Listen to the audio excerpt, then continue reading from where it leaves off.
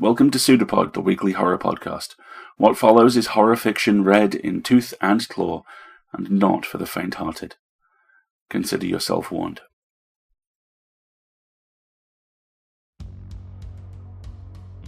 PseudoPod, episode 732, November 20th, 2020. This week's story, Devil Gonna Catch You in the Corners by Christopher Slatsky. Hello everyone, welcome to PseudoPod, the weekly horror podcast. I'm Alistair, your host, and this week's story is audio produced by the amazing Chelsea Davis, written by Christopher Slatsky, and narrated by Christiana Ellis. Let's talk about some of those for a moment. Devil Gonna Catch You in the Corners first appeared in Strange Aeons magazine issue 20. Christopher is a weird horror fiction author trying to survive in that realm where living systems exist in the solid regime near the edge of chaos. So, California. He currently resides in Los Angeles, and Christiana is an award-winning author and podcaster currently living in Massachusetts. Her podcast novel, Nina Kimberly the Merciless, was both an inaugural nominee for the 2006 Parsec Award for Best Speculative Fiction Longform, as well as a finalist for a 2006 Podcast Peer Award. Nina Kimberly the Merciless is available in print from Dragon Moon Press. Christiana is also the writer, producer, and star of Space Casey, a 10-part audio drama miniseries which won the Gold Mark Time Award for Best Science Fiction Audio Production by the American Society for Science Fiction Audio, and the 2008 Parsec Award for Best Science Fiction Audio Drama. In between major projects, Christiana is also the creator and talent of many other podcasts, including Talking About Survivor, Hey, want to watch a movie? To which my answer is always yes. And Christiana's Shallow Thoughts. Her most recent novel, Phyllis Esposito, Interdimensional Private Eye, is now available as both print and ebook. All her work can be found at christianaellis.com, and she's amazing, and you should really go check both her and Christopher out. So, without further ado, they have a story for you, and I promise you, it's true.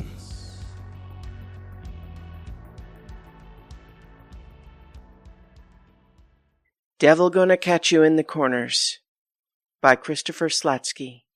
Read by Christiana Ellis.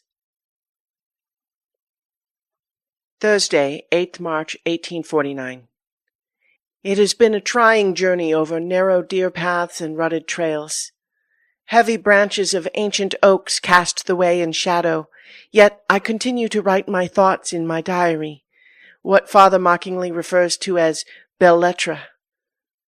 When I was a child, I kept a daily record during the 2-month emigration from New England to the Willamette Valley, where Father had been hired by the Hudson's Bay Company. As an adult, a mere 2 days' travel will not dissuade me from continuing to write. These valleys, these streams that break the monotony of impenetrable alder and oak forests, make the wagon's passage that much more difficult. I have left home as my parents offered my services to Uncle John Sutton, who has taken ill and is convalescing in his isolated country estate. Being his only niece, it was decided to send me to assist with any daily tasks necessary to maintain his orderly domicile, while a nurse Marjorie attends to his health. I consider it fortunate that I am bound for Uncle's distant place and not condemned to settle somewhere like Mudtown, for the tales of that city's squalor invite much hesitation. I haven't visited Uncle in years. He is something of a legend in our family, for he has the faculty to command an auditory response from any inanimate object. That is, he was once a renowned ventriloquist, and quite popular 30 years ago. He has since retired to the unexplored wilderness. I am not particularly pleased to have been taken from my studies at the recently built school, as Miss Chloe Clark is an exemplary educator, and neither am I inclined to be a chambermaid. Though frowned upon by my parents, I am proud of my schooling and wish to attain a teaching position. I miss the sweet embrace of my fiancé Matthew, but he understands that I have a family duty to uphold. I am not a rebellious daughter. I readily obey my parents' wishes. The bracing air out here is invigorating. The black soil encourages the growth of tangled green that covers the land in such lavish amounts that I feel as if I'm within a fairy tale. This is God's country indeed. I am weary, but the driver insists my destination is just over the hill. As we draw near Uncle's home, I notice that the water pump I once frolicked around in my youth is gone. A hole is now in its stead. The pump must have grown soft with rot, for the remaining slimy rock foundation is split by lichen, and there is detritus where it once stood. Retrieving water from the gaping pit may prove to be an arduous task. This is the first indication of my seclusion. Friday, 9th March, 1849. Uncle Sutton was most gracious on receiving me. He is still handsome, though a mysterious ailment has sunken his cheeks and furrowed his brow. His once resonant voice is now a despondent croak. Nurse Marjorie has a kindness most beneficial to one of her profession. I have been here less than 1 day, yet I already find the spacious house to be cold and impassive. The many unoccupied rooms give me alarm for reasons I am unable to articulate. Perhaps it is their advanced state of disrepair. The vines outside have pierced the walls, their growth evident as raised blisters beneath the wallpaper.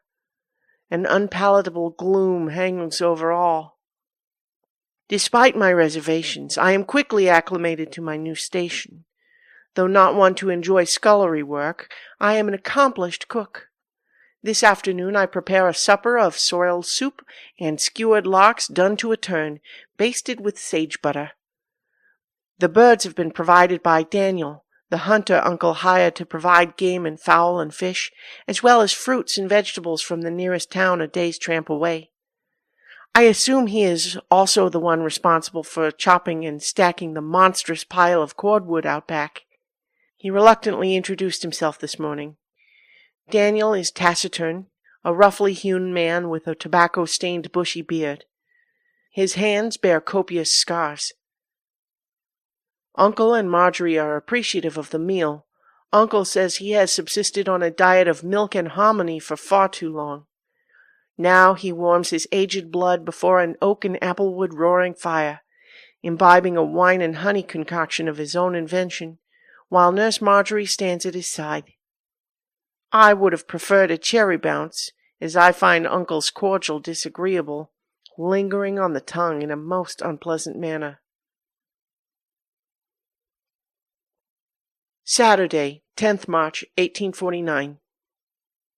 This morning, conversation with Uncle Sutton is difficult. He is withdrawn, occupied by thoughts known only to himself. His gaze constantly rests on the window framing the darkness of the forest before the sun has sufficiently risen to banish the hoarfrost and pall. When Uncle does speak, he is pertinacious, only interested in reminiscing about his ventriloquist act. I was not yet born during his fame, but the posters and many reviews my mother preserved over the years attest to just how enthusiastically his unique gifts were received. He continues to talk of performing throughout Europe and America, astonishing thousands with his skill in manifesting words from gentlemen's pockets, gentlewomen's teacups, or from the mouth of his moppet, fox-faced Ranny, which he carried in a pocket. I remember one yellowed, crinkled theater bill boasting of his holding spirited colloquies with that ill-shaped doll. I recall touching the waxen cloth figure during the last visit to Uncle's estate when I was but a girl of 10. Though not so long ago, my memories of that occasion are slight, and I retain an inexplicable air of anxiety on what transpired in this old home, far from any village. I ask Uncle if he still has fox-faced Ranny, perhaps exhibited with the other trophies and career memorabilia in one of the many rooms I've yet to investigate. But he becomes quite agitated and feigns his hearing is inadequate. Nurse Marjorie is silent and grim. I fear I have incurred offense.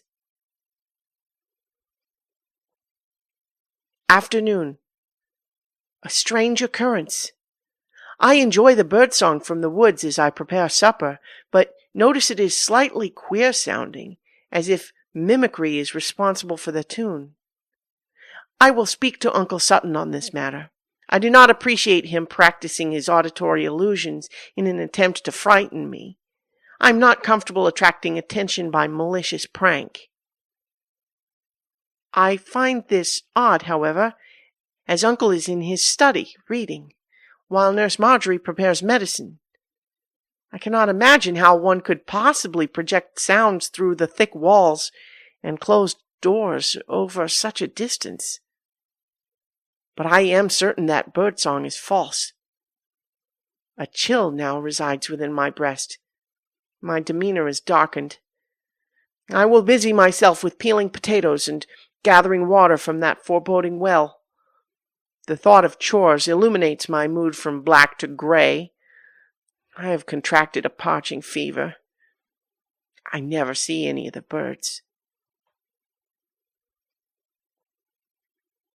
Sunday, 11th March, 1849. As there are no churches here to attend, I spend my morning exploring the house after my perfunctory duties are done. I have no hesitation in believing the Lord yet watches over me. The mellow waxing light further reveals the mansion's age and flaws. The heavy damask curtains have lightened in the direct sunlight, the jabot darkened by decay. There are many floorboards in desperate need of repair. Roaming this place brings memories. I recall one rainy day when Uncle entertained by vociferating from a closet. He then escorted me outside where a queer voice came from the heart of the woodpile. Back in the kitchen, words enunciated echoingly from the belly of a cast-iron stove. But that was long ago. It is a curious thing, this ventriloquist talent, to think that it was recently perceived a malefic art, a divine throat spoken, or, conversely, a gift from disreputable imps and devils. But now ventriloquism is all the rage with the public. Jugglers and conjurers readily demonstrate its charms. The menacing Carwin of literature has become a thespian, his art a puzzle to be solved, something to scoff at, as freethinkers are wont to do with the story of Balaam's ass. Even so, despite my troubles with Uncle's cleverness, I still retain an emotional thrill on hearing voices from elsewhere. It is a splendid diversion.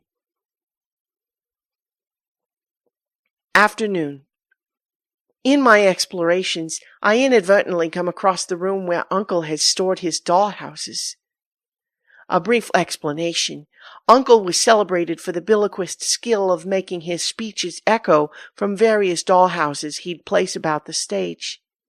Each and every doll's domicile delivered a variety of vocalizations, of children, of husbands and wives, of chickens and dogs, of dialects most unusual.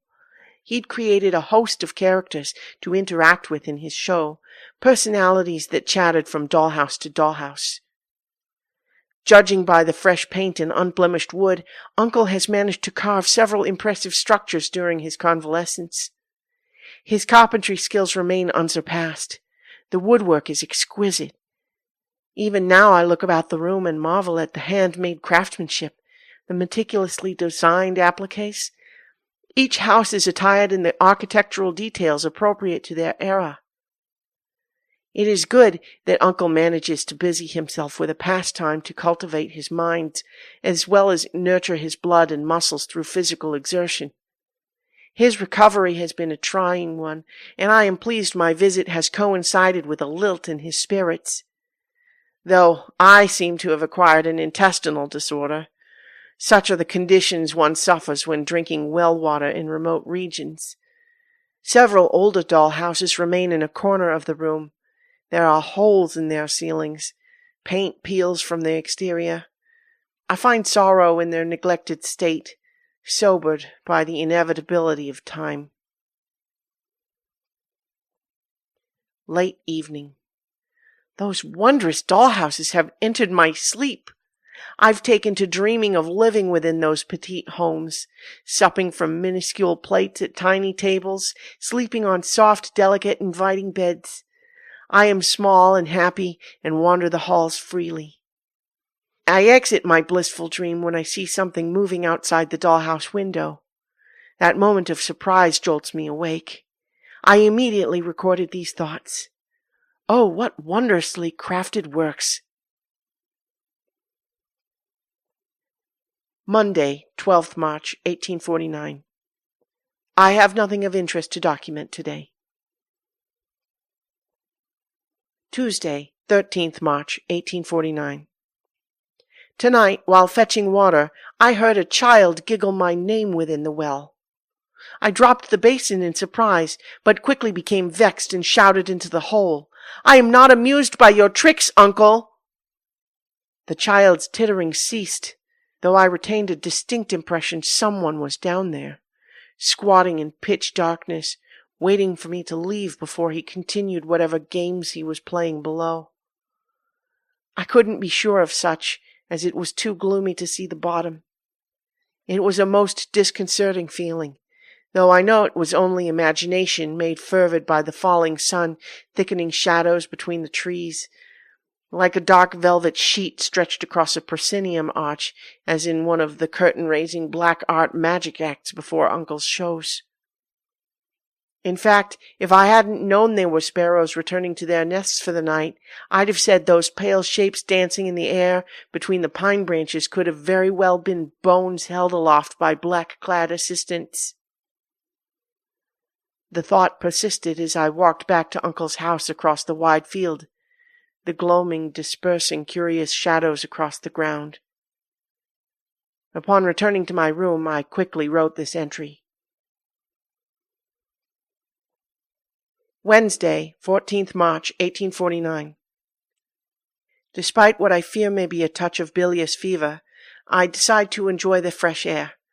I cross over the field in front of the house and walk deep into the woods.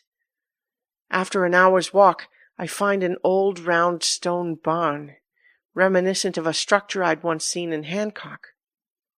I was unaware such architecture existed outside of New England. Whatever its function, I am not convinced it is a barn. There are no ranches and no livestock in these parts, which are uninhabited even by Indians or logging camps. The entrance has collapsed, and grasses grow between the wreckage, reclaiming much of the ground. On further inspection, the building's strange walls and high roof seem church-like in design. A large fragment of stone shows "Prayers from Unoccupied Spaces" engraved into its surface. The words before and after have been erased by time and weather. But I cannot fathom why anyone would build a round church in such a far-away place, nor what congregation could possibly have been compelled to travel through such a dense forest to gather for worship. I expect a sexton to make his appearance any moment now.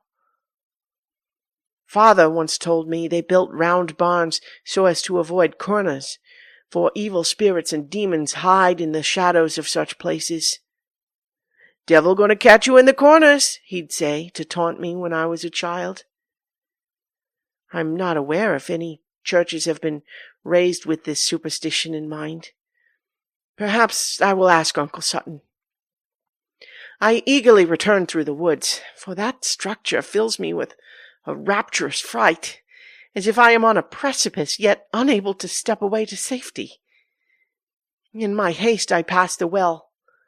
Nearby, a few feet distant, I discover a rock wrapped in twine. The cord dangles down into the well's depths. I withdraw the string from the hole and find it attached to a decomposed opossum, the twine wrapped around its soft, bloated neck. Who could have possibly committed such a dreadful sin?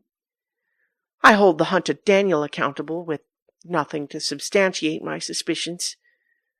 Fortunately, there retains a large supply of water in a cistern beneath the house's foundation.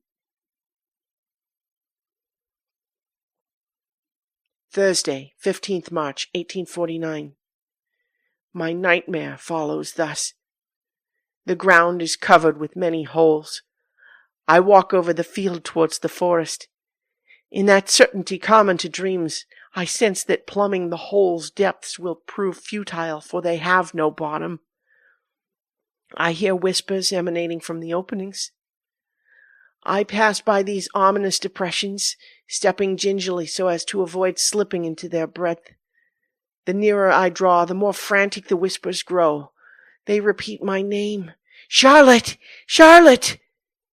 I see movement between the trees. I move closer. So quietly I float above the grass and dirt and alder cones. I peer between a fan of branches. Fox-faced Ranny stands in a clearing. I remain as still as a sparrow on a twig with a skulk of predators below. Fox-faced Ranny tilts his disconcertingly vulpine head, as if detecting the arrival of an unexpected visitor. "Big boys will grease our heads and swallow us whole," he says in Uncle's cadence. I awake. I became very ill this night, vomiting with such severity that I fainted back into a sleep so profound no further nightmares could reach me. In the morning, when I went to clean away my sick, I found it wriggling with worms. Perhaps Nurse Marjorie has something to ease my discomfort. Early morning. Though still recovering from the nightmare, as well as a bout of quick-step, I put on my cloak and go for a walk in the woods. I had hoped to acquire medicine from Nurse Marjorie, but she must be assisting Uncle, for I cannot find her anywhere in the house, and Uncle's bedroom door is tightly closed. Nobody answered when I knocked. I normally cherish the landscape during these moments, when it reveals its refinery at dawn. Those seconds the sky luridly divulges its magnificence, sun touching the tips of distant wooded peaks, forest magically transforming into a world much more splendid than it normally expresses on its dull face. But I am of a bilious nature. The odor of the mountain air aggravates my dyspepsia. I find fox-faced Ranny swaying in a gentle breeze. His tiny fabric jacket and trousers are smothered in a coat of moss. The cord around his throat is frayed and rotten. I looked to the branch from which he was hanged. The bark had grown over the twine in such a thick layer it must have been here many years.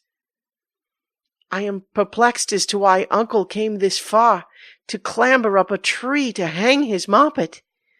I am disturbed as to why he committed such a deed. I may inquire as to why he has done this, but do not wish to upset Uncle's delicate constitution with frivolous investigations.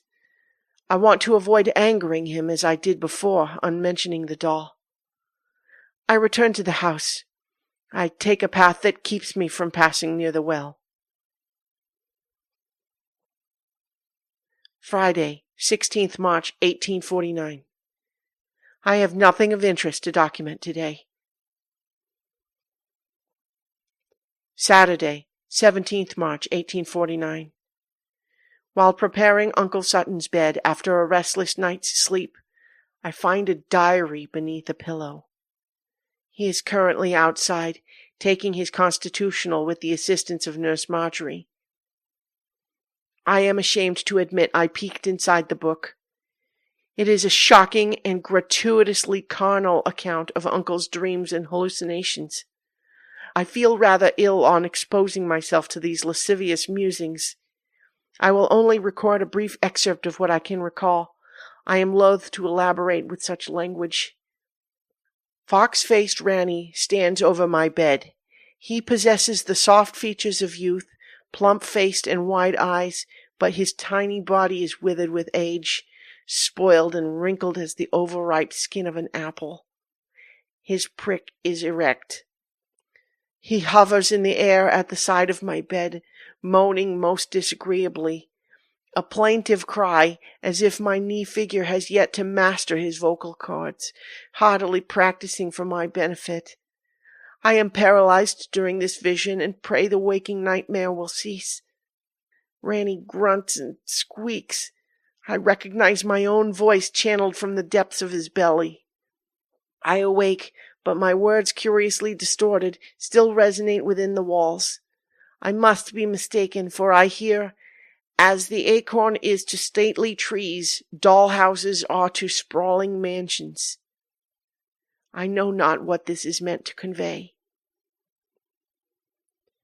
I close the diary and return it beneath the pillow. This is the gibberish of a man gravely ill, but I am not one to judge my uncle's physical and mental fortitude. I pray no unclean thoughts intrude my sleep tonight. I haven't heard any birds this morning. The forest has fallen silent. Marjorie is laughing outside, far too long and loud for my comfort. Early evening. I have confronted Uncle Sutton. I broached the subject of his emulating birdsong, of frightening me by casting his voice into the well, of Daniel and the opossum, of the stone building in the woods, of fox-faced Ranny. I dare not mention the journal. Upon hearing this, Uncle's physiognomy altered most remarkably. His countenance was tainted with malignancy, like that of the old man tormenting the Saviour in Bosch's Christ Crowned with Thorns. His incoherent response was the apoplectic rant of a deacon overwhelmed with the Holy Ghost. I've noticed that Uncle lapses into these dreadful moods when the sun sets in the beyond, and the chill of night breezes brings the chorus of wild life through the open windows. But my questions have made him far more agitated than usual at this hour. His outburst is unprecedented in its passion. Sallow skin and sunken eyes attest to the progression of his disease. I must speak with Nurse Marjorie to determine if she too has witnessed Uncle's strange fits. I pray she may provide succor. Sunday, 18th March, 1849. It is late morning when I find Uncle in his study. He notifies me that Nurse Marjorie's services were no longer needed. He has dismissed her. He will not hear my protests that I am untrained in any form of nursing. He ignores my pleas and resumes reading. Upon returning to my room, I hear a tumultuous din. It comes from the storage room filled with dollhouses. I run to throw open the door and find his creations have been shattered into fragments. I don't know who could have committed this act of vandalism and evaded notice. There are no other doors, and as far as I'm aware, only Uncle and I now reside between these walls. I am confounded as to how he could have left his study, destroyed his dollhouses, and then escaped the room without my detection. Curiously, only the old, dilapidated dollhouses remain intact. I now realize they look like small, round churches. I desire nothing more than to return to my very own home. Late evening. I fear my prying into Uncle's journal has forever poisoned my sleep. I dreamt this night of such repugnant images that I am hesitant to write them down. I am compelled to do so nonetheless. Fox-faced Ranny stands at the foot of my bed. His erection is coiled like a fiddle fern found in great abundance during spring in these parts. His prick unfurls against his jaundiced, splotchy paunch, slaps against the navel as if it is a newly grown cunny. Ranny is tall as a full-grown man, hovering just above the floor. Toenails sharp as the devil's talons scratch at the wood. His navel opens like a sopping cunt. A stench escapes from its fleshy depths. Something moves inside. Uncle's voice projects from the maw. "Charlotte, dear, big boys will grease our heads and swallow us whole." A malevolent face peers out at me. I have hurriedly written this obscenity down. I hope I may return to sleep. These are not my words. Someone else has scripted this vile passage. I feel a corruption seething in my blood, in my soul. Monday, 19th March, 1849. My heart is broken. Daniel returned from town early this morning, bearing a missive from my parents. My sweet, sweet Matthew has hanged himself. Daniel does his best to console me in his rough and uncultured way, but I am inconsolable. I cannot understand why the Lord has taken my love from me. Midnight.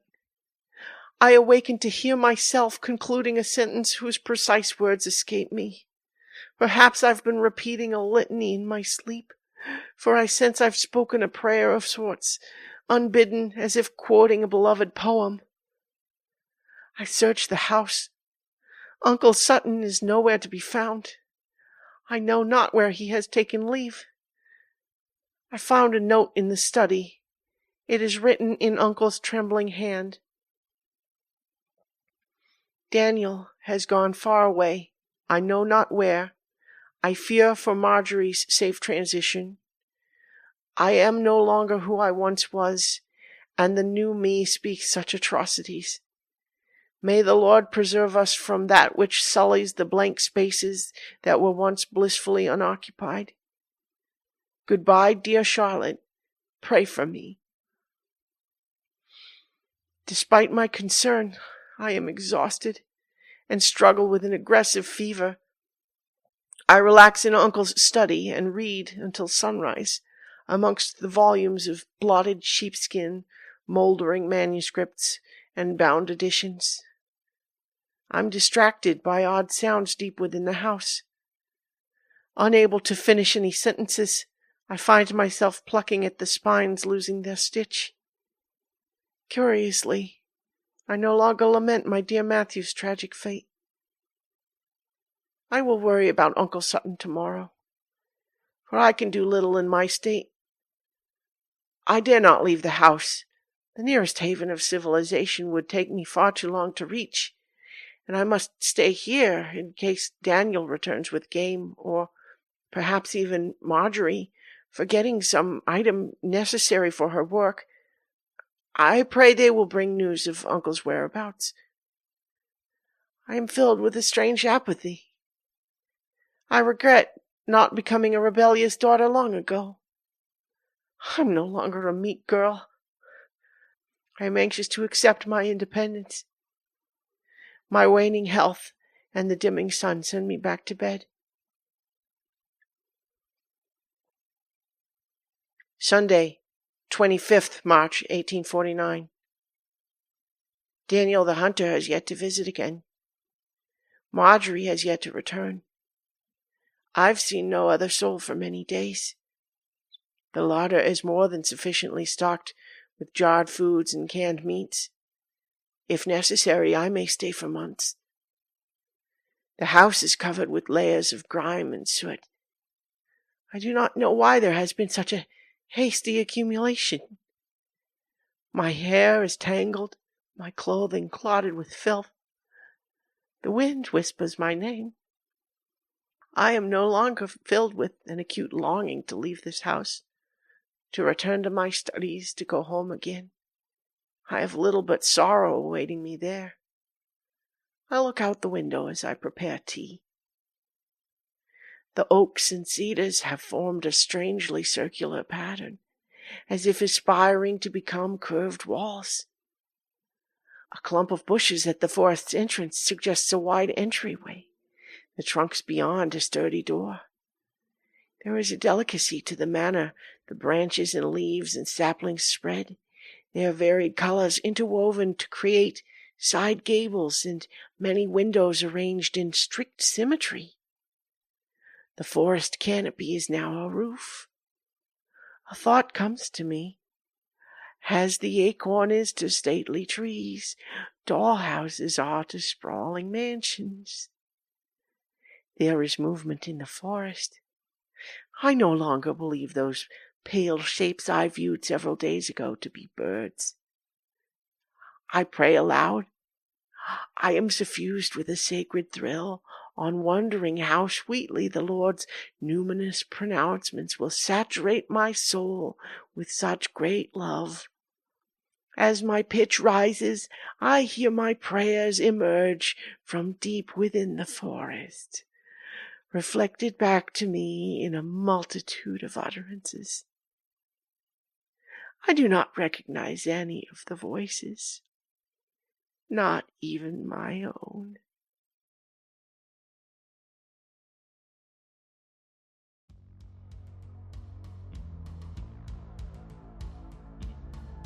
There are some sentences that just ring you like a bell, and prayers from unoccupied spaces is absolutely one of mine. If the spaces are unoccupied, who are the prayers from? Or to? And are the spaces unoccupied because of the prayers? Cold spots of ecclesiastical space, where petitioners endlessly yell their demands to the void, while all things bright and beautiful, all creatures great and small, echoes from the living throats in their place. Play a little louder. Pray a little harder. See? Terrifying. However you want to look at it, and that echoes the inexorable wooden timing of this beautifully constructed timepiece of menace. This is a process like gestation, like carbon dating. There will always be a wood, always be a haunted uncle, and the gradual sense of unease. There will always be the Pollyanna confidence of a maiden in distress, and there will always be the distress. This is a story as much about a trap as the yellow wallpaper, only here the heroine doesn't let herself go before the very end when there's no other choice. Rani always wins, until she doesn't. Chillingly, wonderfully realised. Thank you all. And now, as part of our ongoing anthology and collection showcase, one of our editors, Alex, with this week's review, read by Scott Campbell. We want to share a little about the book today's episode came from, followed by another that just missed making the showcase. Many of the stories in The Immeasurable Corpse of Nature by Christopher Slatsky unwind from unreliable narrators who view the world through a fog of trauma. Phantom Airfields is an unsettling view into a parent's loss of a child. The Anthroparian integration technique is processing depression. Perhaps my favorite of the bunch is the eponymous The Immeasurable Corpse of Nature, as this novelette encapsulates everything about this collection. An unreliable narrator haunted by their past and their choices. An academic rigor from the deep detail of corpse decomposition, particularly of children, and a bleak, nihilistic outlook that refuses to let the crimes of the world go unrecorded, including the tri-state crematorium in my neck of the woods. Then wrap all this up with the postmodern investigation of a suicide cult in a rotting small town, and everything is fertilizer for a rebirth and new phase of fecund evolution. The monsters lurking in the shadows of this story were just the icing on the cake. Now for the second book. If you only have one spot in your to-read pile this year for a cosmic horror anthology that plays with the Cthulhu mythos, Wonder and Glory Forever, edited by Nick Matamas, is the one. I love this assemblage of deeply weird stories. I love modern responses to cosmic horror and the Cthulhu mythos. I also love the focus here on the rapture and transcendences contained in both City of the Singing Flame by Clark Ashton Smith and The Shadow over Innsmouth. The first has crowds of revelers jumping into the singing flame with religious fervor, and the closure of Innsmouth includes a scene of rapture as our protagonist joyfully joins his new rediscovered family. Bright Crown of Joy by Livia Llewellyn is one of the most beautiful stories about the apocalypse, after the creatures from beyond time and space ruin everything before humans can. I will shelve it right next to Venice Burning, and We Are Not These Bodies Strung Between the Stars by A.C. Wise. I really like the inclusion of a translation for this book. Night Voices, Night Journeys by Masahito Inoue, translated by Edward Lipset, is different from a lot of stuff in the mythos, particularly the inclusion of creepy romance subplots. Translation by Michael Sisko is a deeply weird story that explores the dangers of translating an esoteric text from an old death cult. I love the academic closure, as well as the romance that is all too frequently absent from any response to pulp cosmic horror. Thanks for listening, and we hope you add some anthologies and collections to your reading piles. I'm delighted to announce that we have a new voice on its way to PseudoPod. Mother Horror, everyone, of the Nightworms Network. Each month, she's going to give us a review of an episode from the back catalogue and talk about us over there. And we're going to mention Nightworms over here. Her first review is going up shortly, and is for Joe R. Lansdale's The Pit, which is one of my favourite stories we've ever run, and I'm really looking forward to seeing what she has to say about it. Nightworms is a monthly subscription service where you receive 2 to 4 themed books and a curated goodie bag to enhance your reader experience. They do really, really cool stuff. And their January edition actually has a vacation horror theme. Please check out their social media for an announcement about when pre-orders and sales open. You can find them at nightworms.com. And like I say, keep an eye out for the review because I'm really looking forward to seeing that. And one more time, nightworms.com. We rely on you to do everything. Literally, you cover every single one of our costs. This company is, as I like to refer to it, a 15-year-old impossibility. We are entirely donation funded. You pay our authors, you pay our staff, you do everything, and we are incredibly grateful for that. And this year, much like every other project on Earth, we need it more than ever. If you possibly can, please donate. If you go in through Patreon, you can subscribe at various tiers. The lowest one alone gets you access to our audio vault, which is full of over a decade now of exclusive, secret, or extra audio material. There's hours of stuff in there. And higher tiers get you all kinds of other stuff too. Merchandise, surveys, all good things. Likewise, if you go to pseudopod.org and click on Feed the Pod, you can either give a one-off donation or subscribe. And again, at $5 a month, that gets you the audio vault. All of it helps, and all of it's needed. And we are somehow, amazingly, because of you, actually really close to being able to pay our associate editors, our slush wranglers, and we've been able to do that in 2020, for God's sake. That's incredible. So if you do donate, thank you so very, very much. And if you want to help but can't help financially, perhaps you could give us a little time. If you could review us on your podcatcher of choice, Google Podcasts, Apple, whichever, or perhaps link to an episode you especially liked, or have us on for an interview or something like that, do please get in touch, because we love doing that kind of thing. Thank you again. We'll be back next week, the day after Thanksgiving, with Late Sleepers by Steve Rasnick-Tem and narrated by David Pell. Then, as now, we will be a production of Escape Artists Incorporated and released under a Creative Commons Attribution, Non-Commercial, No Derivatives license. And we leave you with this quote from The Turn of the Screw. Of course I was under the spell, and the wonderful part is that, even at the time, I perfectly knew I was. But I gave myself up to it. It was an antidote to any pain. And I had more pains than one. Thank you, folks. We'll see you in a week.